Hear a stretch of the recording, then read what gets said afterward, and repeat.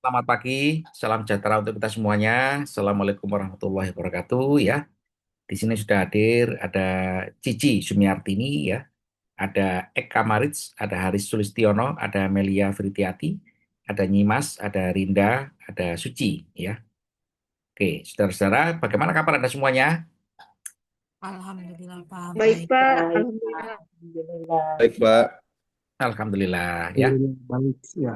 Semoga Bapak Ini juga baik. ya sama-sama ya. Ini juga baru bergabung Saudara Azhar Prabu ya. Selamat bergabung ya. Dan saya harapkan Anda semua dalam situasi yang sehat walafiat ya dan juga ini ya itu tidak ada masalah ya di dalam itu kuliah di Unsia ya. Seperti kita ketahui saudara-saudara memang cuaca akhir-akhir ini agak kurang bersahabat ya karena itu banyak hujan, kemudian juga banyak banjir gitu ya dan itu juga eh, mengganggu sedikit mengganggu ya jadwal saya karena saya pulang dari Unsia kan terjebak macet gitu akhirnya waduh berubah semua udah jadwal gitu ya.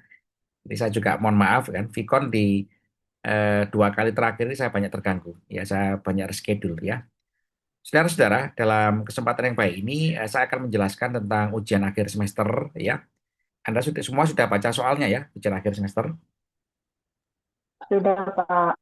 Ya, kira-kira bisa ya mengerjakan?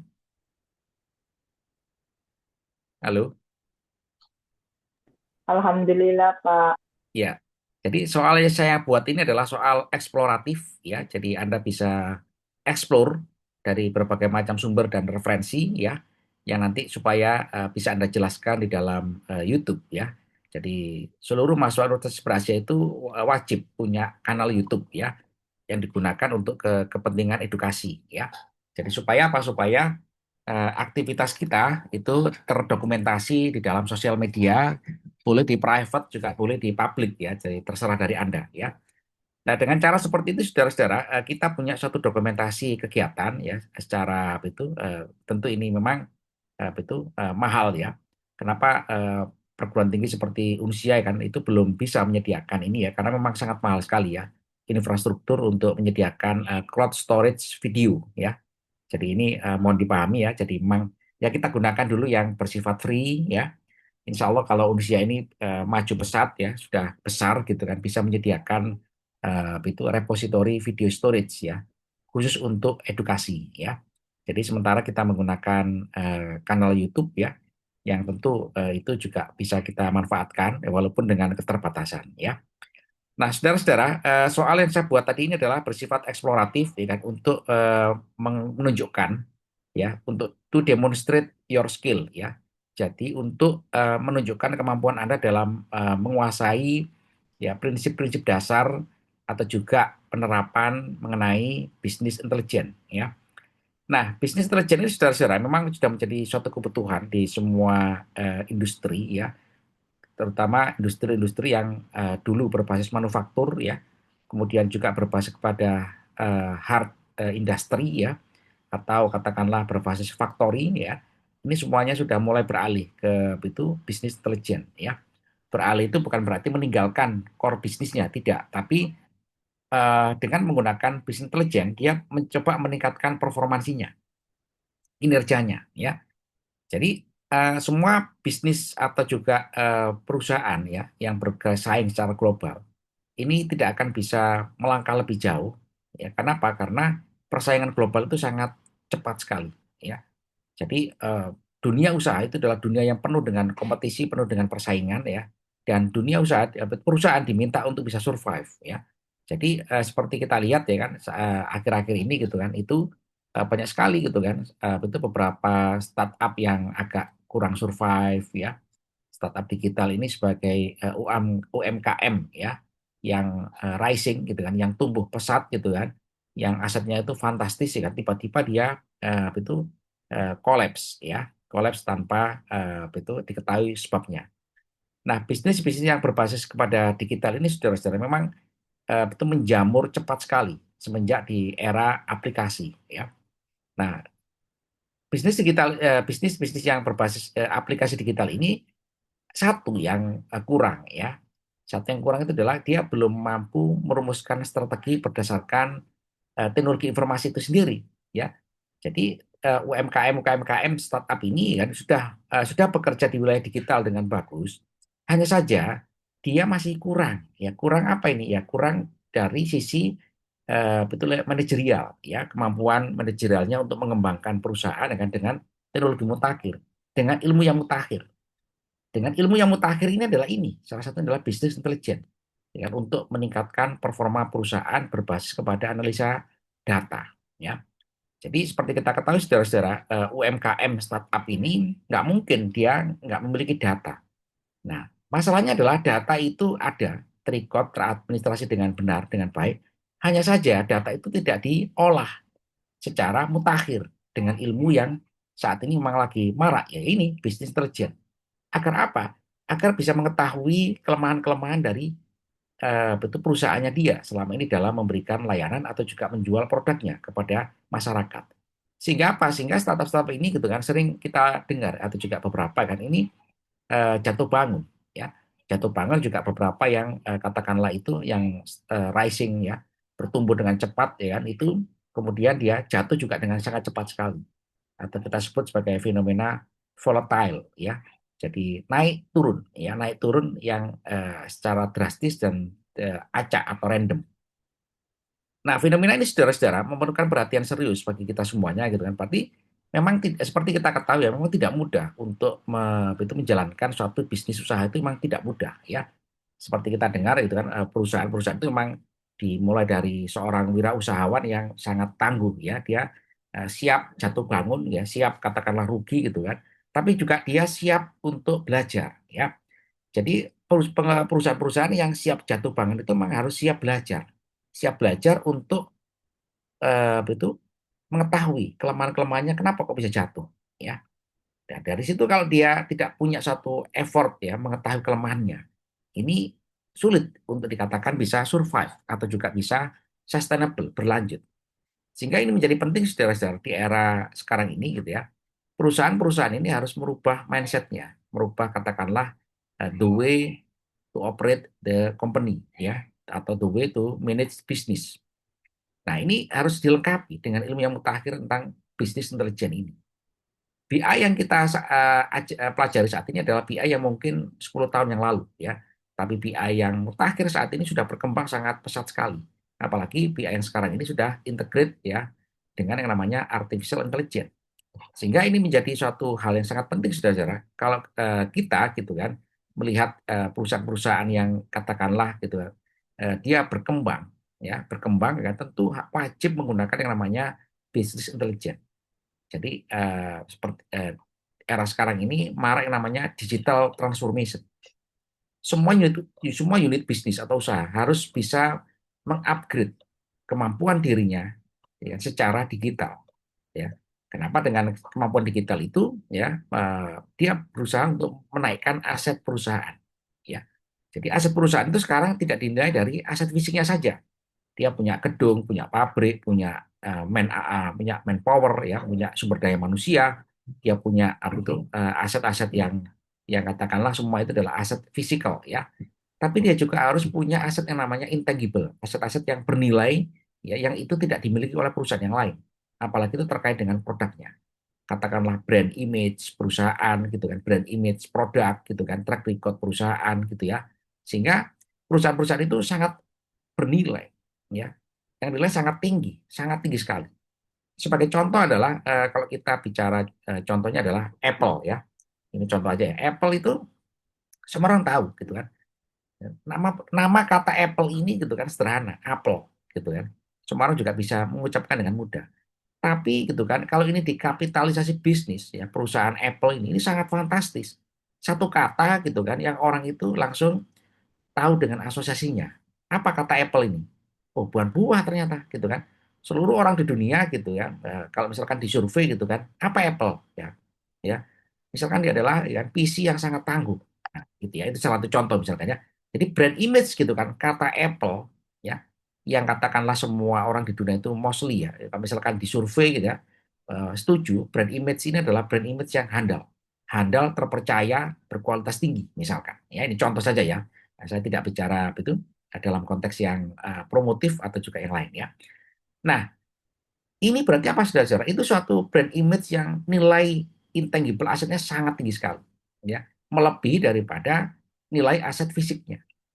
Nah, perusahaan-perusahaan ya di era sekarang ini, kalau dia tidak berhasil melakukan transformasi digital, bahkan juga tidak bisa menggunakan business intelligence untuk mengupgrade daripada kinerja perusahaannya, maka siap-siap gulung tikar. Ya. Jadi Anda juga begitu ya, Anda juga kalau misalkan bekerja pada suatu unit bisnis atau lembaga bisnis, ya kan pastikan perusahaan-perusahaan Anda ini memiliki suatu konsep atau framework ya, kan, untuk melakukan transformasi digital. Ya, dan juga menggunakan business intelligence. Supaya apa? Supaya dari situ Anda bisa mengukur kinerja perusahaan itu gitu kan secara analitik ya, secara analitik ya. Kita tentu tahu bahwa itu perusahaan itu punya report kepada itu pemegang sahamnya ya dalam hal yang katakanlah konvensional ya. Dia harus report volume penjualan, volume produksi, bla bla bla kan, kemudian sampai juga menjadi menjadi value ya, menjadi apa itu nilai moneter ya, keuangan ya. Itu semua standar. Tapi ya, yang lebih penting lagi adalah dia bisa melakukan analitik ya mengenai performansinya sampai juga melakukan perumusan strategi berdasarkan analisa-analisa data tadi itu. Dan dari situ, dari analisa data, dia tahu kelemahan dan keunggulan secara internal dan eksternal, sehingga apa? Sehingga itu dijadikan sebagai suatu modal secara intangible ya, knowledge yang sangat berharga, pengetahuan yang sangat penting sekali bagi perusahaan untuk berkembang, untuk menjadi suatu strategi pengembangan yang akan datang. Nah, gitu ya. Jadi itu portofolio yang harus dikerjakan oleh usaha-usaha bisnis di era sekarang. Ya. Jadi menaikkan menaikkan daripada kepercayaan publik ya supaya publik itu semakin meningkat ya, kepercayaan dalam bentuk investasi ya, dalam bentuk trading gitu kan, dalam bentuk brand produk, brand image gitu kan, dan lain-lain sebagainya kan, itu memang harus dengan bisnis intelijen ya, berbasis pada analisa data secara digital ya. Nah, ini kalau misalkan tidak dilakukan ya, maka sangat berbahaya ya, perusahaan-perusahaan tadi itu relatif menjalankan itu fungsinya secara konvensional ya, secara ordinary ya. Dia tidak mengetahui gitu kan bagaimana ya. Sekarang ini bisnis itu harus bertransformasi gitu, menghadapi tantangan global ya. Apalagi semua negara-negara itu negara-negara yang sebagai produsen teknologi itu tidak henti-hentinya ya untuk ya kan melakukan ekspansi ini ya secara digital. Jadi pastikan kalau nanti Anda juga itu bekerja di dalam satu perusahaan itu punya ya perusahaan Anda itu punya skema transformasi digital dan juga itu kan analisa data berbasis pada ilmu yang mutakhir yakni bisnis intelijen. Nah, seperti itu ya. Halo saudara, halo. Hmm. Pak. Iya, Pak. Ya, oke ya. Kalau ada yang tanya silakan ya. Ya. Jadi ini mengantarkan memahami nanti apa itu Anda dalam mengerjakan soal UAS ya. Nah, kemudian saudara-saudara, di dalam soal UAS ini gitu kan Anda boleh mengeksplorasi ya. Eksplorasi dengan itu teori-teori yang ada di dalam itu bisnis intelijen ini kan, baik bersumber dari modul yang saya berikan atau buku yang saya berikan atau juga boleh dari sumber yang lain ya. Boleh juga disertai dengan data-data pendukung ya. Data boleh, ya, fakta boleh gitu ya. Jadi Anda lebih kaya ya dalam menjawab soal ini ya. Jadi saya yakin kalau nanti Anda menjawab soal ini kan pasti butuh waktu sekitar ya 1-2 hari lah ya untuk menjawab dan mempersiapkan itu presentasinya di YouTube ya. Kemudian mengunggahnya kan. Jadi Anda saya pikir dengan waktu 10 hari insya Allah ya cukup ya.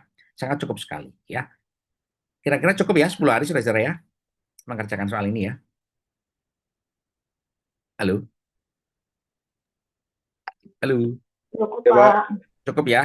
Oke, supaya Anda juga tidak terkejar dengan deadline ya, karena soal-soal di mata kuliah yang lain juga saya pikir sama ya, supaya Anda tidak tidak bertabrakan waktunya ya. Jadi Anda bisa memanage waktu Anda dengan baik kan untuk mengerjakan soal UAS ini dengan kecukupan waktu yang diberikan ya. Sehingga nanti Anda bisa optimal di dalam mengerjakan soal ini ya. Jadi model soal yang kita berikan ini saudara-saudara ya kan pasti butuh yang namanya waktu yang cukup ya. Jadi untuk mengautorisasi suatu jawaban secara akurat, secara secara ini ya, secara substansi gitu kan, maka Anda butuh yang namanya itu kegiatan membaca referensi ya. Jadi membaca referensi, membaca data gitu kan, mengolah logika ya, reasoning ya, supaya nanti itu menjadi suatu rumusan di dalam problem solving ya yang Anda lakukan dalam contoh soal yang saya berikan ini ya. Nah, saudara-saudara, kalau tidak ada pertanyaan maka saya lanjutkan ya. Nah, saudara-saudara, hal yang penting lagi adalah di dalam business intelligence ini adalah ini saya harapkan nanti digunakan sebagai modal tugas akhir ya. Tugas akhirnya anak-anak informatika atau juga sistem informasi gitu kan. Ini perlu ya diperkaya dengan yang namanya ilmu business intelligence ya. Seperti kita ketahui kan itu eh, di dalam mata kuliah tugas akhir Anda ini kan banyak sekali mata kuliah pendukungnya ya. Jadi Anda merancang sistem, merancang web, ya, merancang katakanlah aplikasi, ya. Ini harus berbasis kepada pendekatan ilmu-ilmu computer science, ya. Nah, gunakan ilmu-ilmu computer science itu sebagai pengaya daripada metode yang kita ajukan untuk menyelesaikan suatu masalah supaya kaya. Contoh, Anda desain aplikasi. Nah, aplikasi itu pasti punya satu tujuan. Dia punya operasi atau fungsi yang khusus sebagai aplikasi memenuhi kebutuhan user. Nah, berarti kan ini ada interaksi antara user dengan katakanlah aplikasi atau sistem yang bekerja dalam aplikasi tadi itu. Berarti apa ilmu-ilmu pendukung kita perlukan? Itu banyak sekali. Di situ ada apa ya kita mengetahui bahwa ini digunakan oleh manusia, digunakan oleh human, ya. Nah, berarti apa? Human ini berinteraksi dengan sistem. Berarti apa? Berarti ada ilmu atau juga teori yang menjelaskan bagaimana manusia itu berinteraksi dengan sistem, berinteraksi dengan komputer. Nah, itulah ada mata kuliah Human Computer Interaction. Nah, apa prinsip-prinsipnya? Ya, di dalam itu proses daripada Human Computer Interaction ini.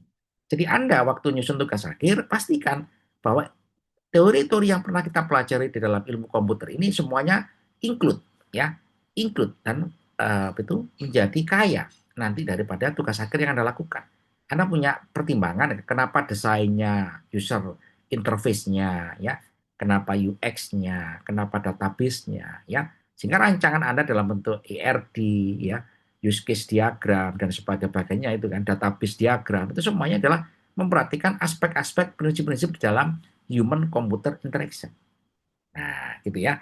Nah, ini ya kan sebagian ya kan waktu anak-anak tugas akhir kan lupa untuk dijelaskan. Sehingga waktu ditanya itu kenapa kok desainnya seperti ini? Nah, dia lupa ya bahwa semua desain daripada sistem informasi ya atau juga aplikasi itu kan ada mata kuliah dasarnya, ya, ada teori dasarnya. Nah, mata kuliah yang Anda baca itu gunakan untuk memperkaya penjelasan daripada rancangan desain Anda dalam bentuk web, dalam bentuk aplikasi, gitu kan, sehingga Anda bisa diterima penjelasan Anda. Ya, halo saudara, halo, Ya, Pak. ya, Ya, oke. Pak. Ya. Yang kedua adalah sebagai contoh gitu kan, seringkali anak-anak tugas akhir itu mendesain e-commerce, ya, web untuk transaksi, aplikasi untuk transaksi. Nah, gunakan ini business intelligence. Dalam aspek apa yang paling mudah? Dalam aspek visualisasi data, ya. Nah, visualisasi data bisa Anda rancang berdasarkan daripada prinsip-prinsip business intelligence, ya. Jadi kalau Anda merancang aplikasi, apalagi aplikasi itu terkait dengan pengolahan data, ya kan, Anda gunakan konsep visualisasi dan representasi data secara business intelligence. Dan tentu representasi data ini menggunakan model-model pendekatan ya, yang paling saya jelaskan ada model pendekatan linier, regresi, ya, ada pendekatan analitik menggunakan K-means ya, dan lain sebagainya. Ada pendekatan probabilistik ya, yang itu bisa kita gunakan. Sehingga ilmu-ilmu yang kita pelajari ini memperkaya daripada desain itu sistem menggunakan metode-metode yang kita usulkan. Dan apa penjelasannya juga semakin bagus, semakin kaya. Ya, mengacu kepada keunggulan daripada bisnis intelijen di dalam tugas akhir Anda. Nah, gitu ya. Bahkan juga sampai kepada data analitiknya. Bahkan juga sampai kepada pengembangannya sampai menjadi suatu decision support system atau juga strategic system. Nah, gitu ya. Sehingga tugas akhir Anda itu saudara-saudara itu kaya, kaya sekali dengan analisa, kaya dengan deskripsi, kaya dengan data, kaya dengan penjelasan, bahkan temuan-temuan yang Anda lakukan dalam tugas akhir itu banyak sekali. Hanya saja belum dikaitkan dengan teori-teori yang pernah dipelajari. Nah, itu saudara ya. Halo, halo. Baik, Pak. Ya, Baik, jadi Pak. nanti dalam tugas akhir gitu kan Anda harus bisa ya. Jangan sampai ya kan dilupakan ya. Anda pinter itu. anak-anak TI, anak-anak S itu pinter-pinter merancang aplikasi, merancang ini gitu ya. Tapi ya yang kelupaan sedikit ini adalah mengkaitkan dengan ilmu-ilmu di dalam ilmu komputer ini dikaitkan ya, dikaitkan, didekatkan karena jadi supaya tujuan kita ini melakukan tugas akhir ini ada penjelasannya. Ya, tidak bisa tugas akhir itu dirancang seperti Anda membuat patung ya. Pak, saya itu seniman, Pak, membuat patung yang paling indah gitu kan. Udah jadi di patungnya, kemudian cuma jelaskan patungnya. Ya ini udah indah, Pak. Ini menurut perasaan saya udah indah, Pak. Nah, itu penjelasannya nggak ada. Nah, jadi itu bedanya ya, bedanya itu kita dengan seniman. Ya, seniman itu memang punya suatu reasoning berdasarkan rasa gitu kan yang sulit dijelaskan secara uh, harfiah ya kayak kita seperti ini ya. Tapi Anda sebagai seorang engineer data, engineer sistem ya, engineer katakanlah jaringan, itu merancang merancang sangat kompleks, sangat canggih gitu kan. Bisa dijelaskan ya.